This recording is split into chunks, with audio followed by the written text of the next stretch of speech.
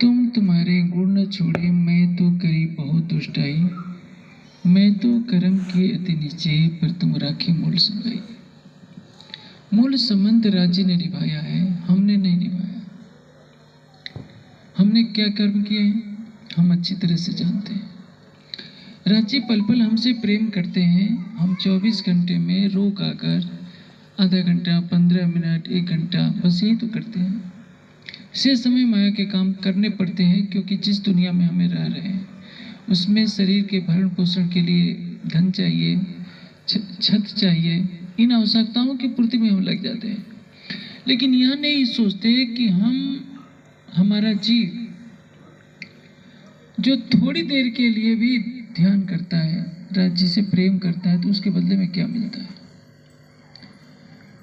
आज का दिन है विजयाभिनंद बुद्ध निष्कलंक स्वरूप के जाहिर होने का। और बुद्ध जी किसको कहते हैं? बुद्ध जी को अस्राफिल, जागृत बुद्धि का ज्ञान आज तक इस सृष्टि में नहीं आया था। इस संसार में जो भी बड़े बड़े पैगंबर हुए, अक्षर की पंचवासनाएं हुई, सबने अक्षर ब्रह्म का जो जोश का फरिश्ता है, जोश स्वरूप जिब्रील के माध्यम से अखंड का ज्ञान दिया है। लेकिन वो क्रिया शक्ति है, सारी ब्रह्मलीला की भूमिका एक तरह से वही निर्माण करता है। अखंड का ज्ञान जिब्राइल ला करके देता है। अस्राफिल जो जागृत बुद्धि का स्वरूप है, जागृत बुद्धि का फरिश्ता, आज तक इस सृष्टि में नहीं आया था। वाणी कहती है कि जो नहीं विष्णु महाविष्णु को बुद्ध जी पहुंचे तित, मेरे हृदय चरण धनी के इन्हें ये फल पाया। इस सृष्टि को किसने बनाया है? जिस 14 लोगों के ब्रह्मांड में हम रह रहे हैं, इसका स्वामी कौन है? विष्णु भगवान। और विष्णु से भी परे कौन है? महाविष्णु आदि नारायण। नारायण उपनिषद में लिखा है कि आदि नारायण के एक एक रोम में न जाने कितने ब्रह्मा विष्णु महेश अपने 14 लोगों के ब्रह्मांड के साथ भ्रमण करते हैं। एक आदि नारायण के अंतर्गत अनंत ब्रह्मांड है। अब सोचिए, क्योंकि आदि नारायण क्या है? अक्षर के मन के स्वरूप। जो नहीं विष्णु महाविष्णु को बुद्ध जी पहुंचे तित, मेरे हृदय चरण धनी के इन्हें ये फल पाया। महामती जी के धाम हृदय में राजी के चरण कमल पड़े तो इतनी बड़ी शोभा मिली कि जागृत बुद्धि को वह ज्ञान मिला परम धाम का, जिसका ज्ञान आदि नारायण को भी नहीं था। ये पहला गुण है। अब देखिए, बुद्ध अवतार अलग है जागृत बुद्धि का। जहाँ कई जगह पर बुद्ध जी शब्द से देवचंद जी का आशय है, तो कहीं महामती जी का भी आशय है। संक्षेप में शुद्ध नाम क्या है? बुद्ध जी, विजयाभिनंद बुद्ध जी और विजयाभिनंद निष्कलंक बुद्ध जी। तो बुद्ध जी का मूल आशय क्या है? जागृत बुद्धि।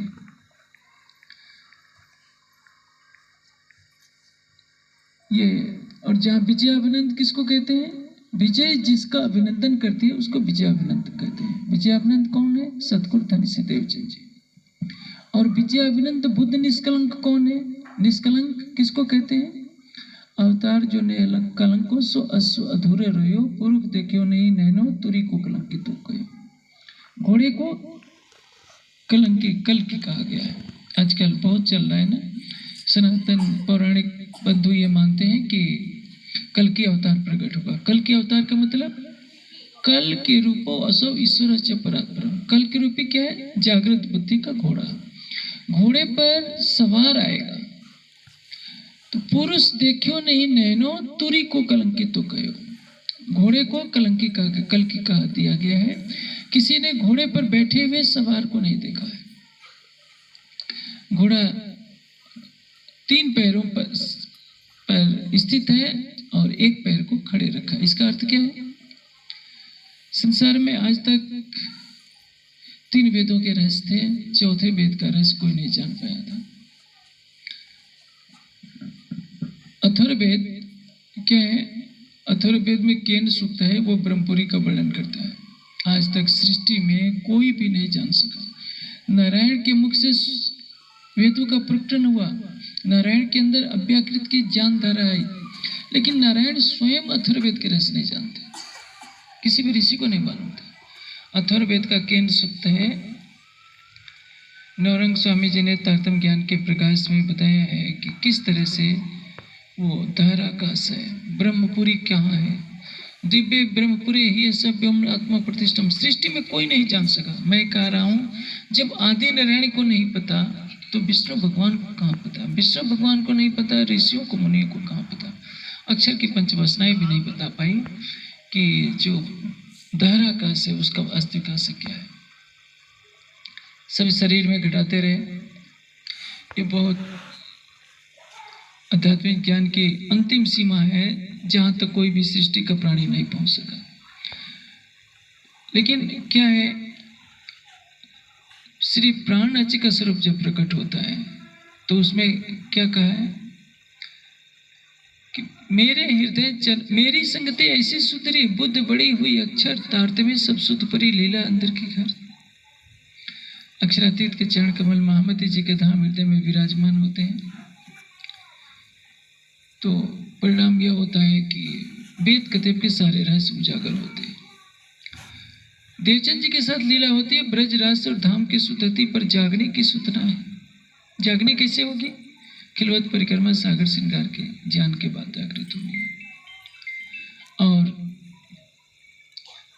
आज के दिन सारे हिंदू समाज जो कुंभ के अवसर पर हरिद्वार में एकत्रित था, सबने शास्त्रार्थ में श्री जी से हार मानी, स्वीकार किया, आप ही विजयाविनंद बुद्ध निष्कलंक स्वरूप है। ऐसा स्वरूप जिसमें किसी तरह का कलंक अर्थ क्या होता है?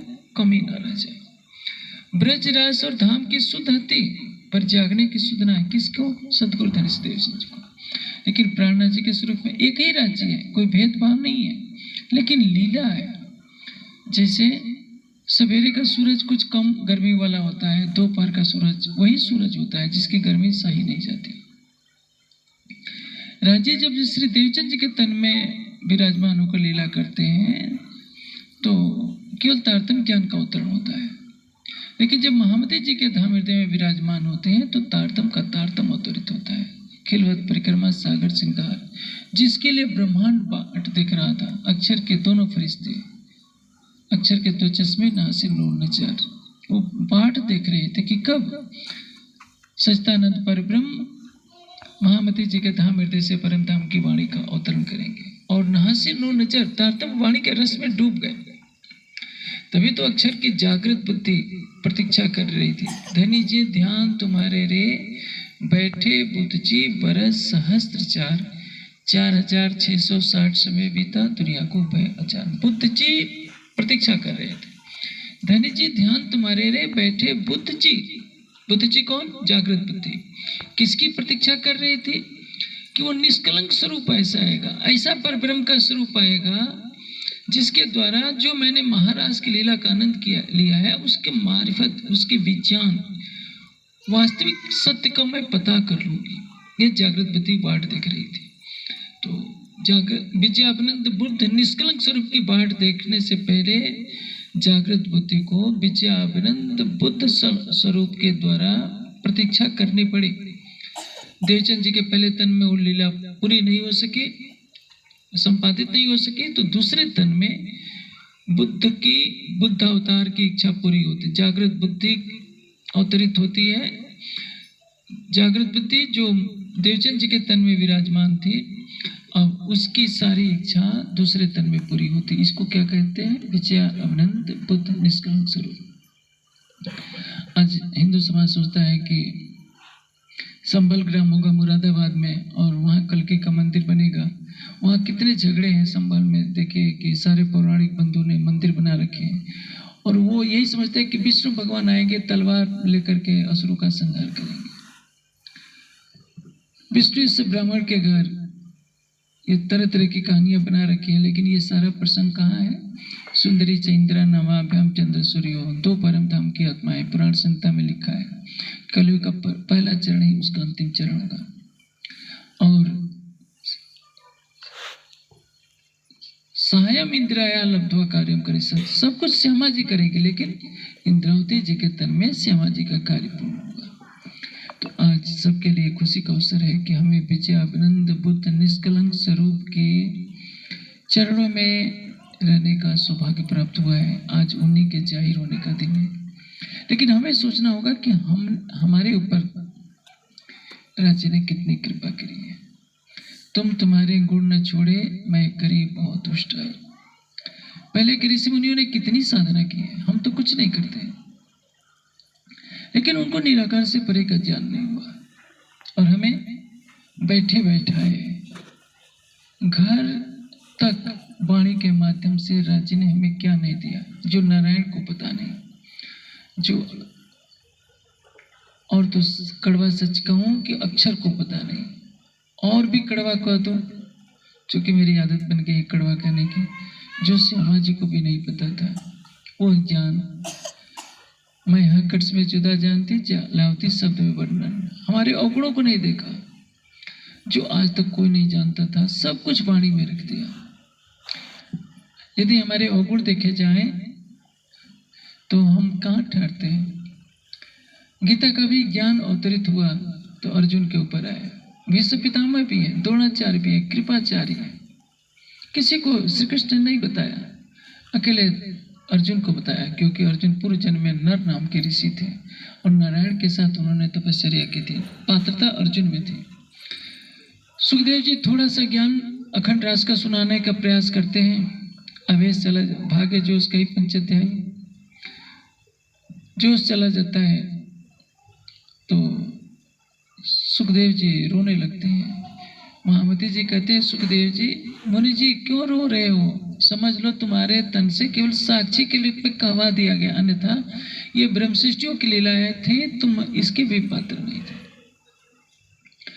हम सुदर्शन यदि हम व्यक्तिगत जीवन पर देखें तो इस कलयुग के घोर वातावरण में हमसे कितने गुनाह हो रहे हैं। हम झूठ बोलते हैं, राग द्वेष में रहते हैं। ऋषियों का जीवन, सुखदेव का जीवन कितना पवित्र था, उनको पता ही नहीं था कि स्त्री क्या होती है, पुरुष क्या होता है। लेकिन ऐसे सुखदेव जी को भी वाणी कह रही है कि मुनि जी क्यों रोते हो, तुमसे कहलवा दिया गया है, बस इतना ही सौभाग्य तुम्हारा है। अथर्ववेद जिसका रहस्य आज तक संसार में कोई खोल नहीं सका था, जो लो ताला खुले नहीं द्वार अथर्वण कदेव, कि न पाई तरफ हकबका ना कुछ खेल पड़े।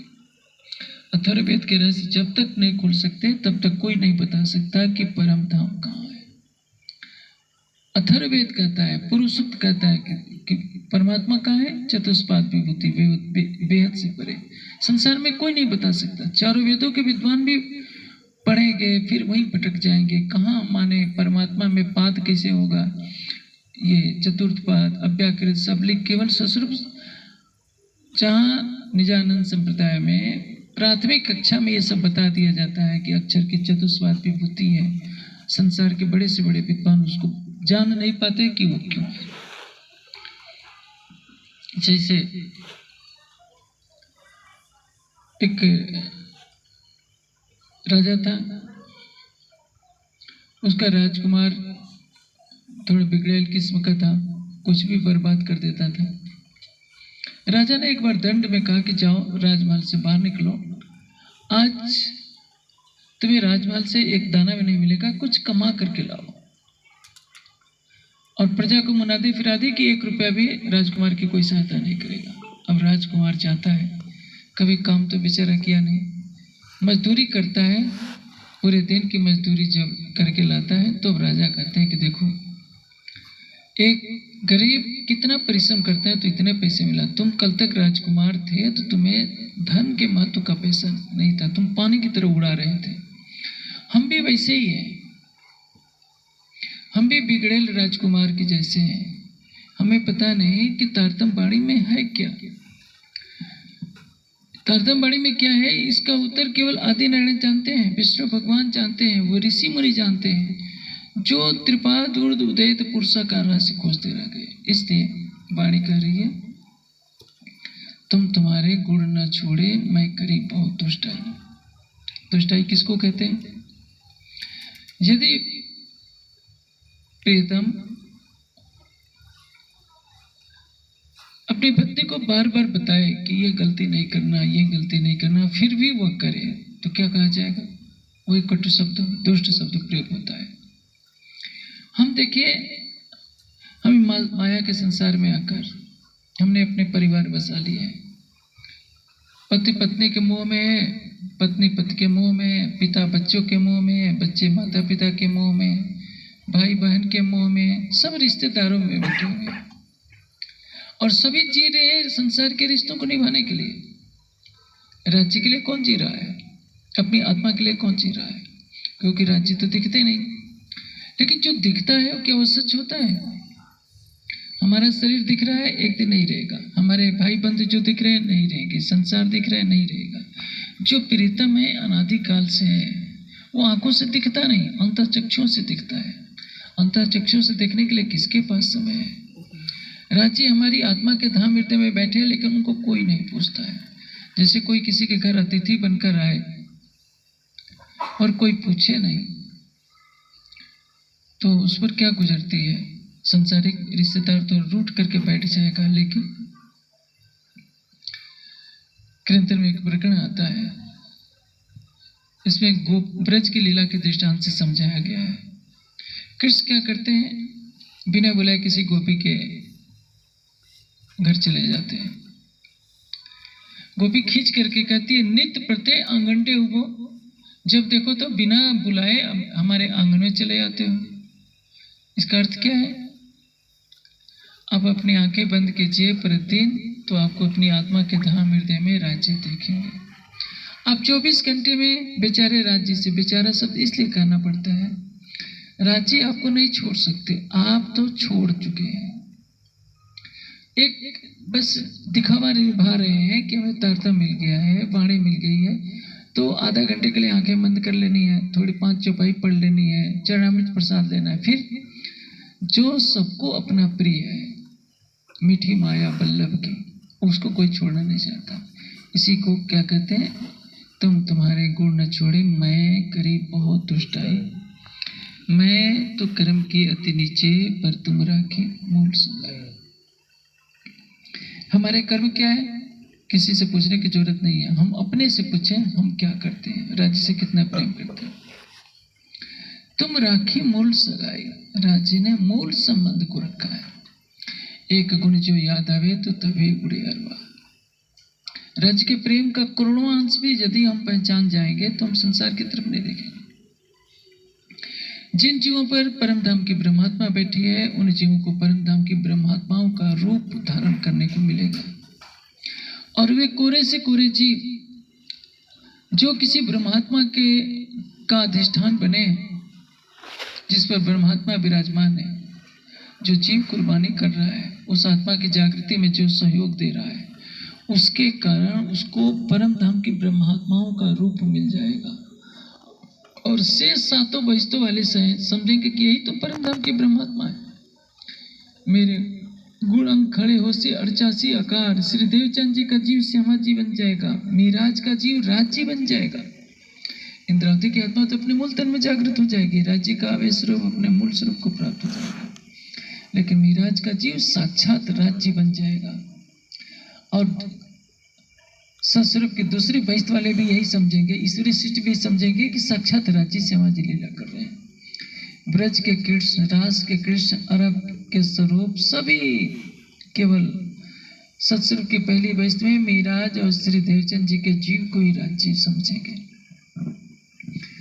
और जो बड़े बड़े ऋषि मुनि कई 6-6 दिन की समाधि लगाकर कुछ नहीं प्राप्त कर पाए, निराकार से आगे नहीं जा पाए, जो 15 मिनट के लिए सेवा पूजा भी कर लेता है, 5 बार तारतम का भी पाठ कर लेता है, अब जीवाला मारे घेर कर लेता है, कुछ नहीं करता, बस राज्य पर अटूट विश्वास रखे कि राज्य हमारे सब कुछ है, चितवनी भी नहीं करता है, तो 15 मिनट की सेवा पूजा करने वाले को भी 7वीं बहिष्ठ सुरक्षित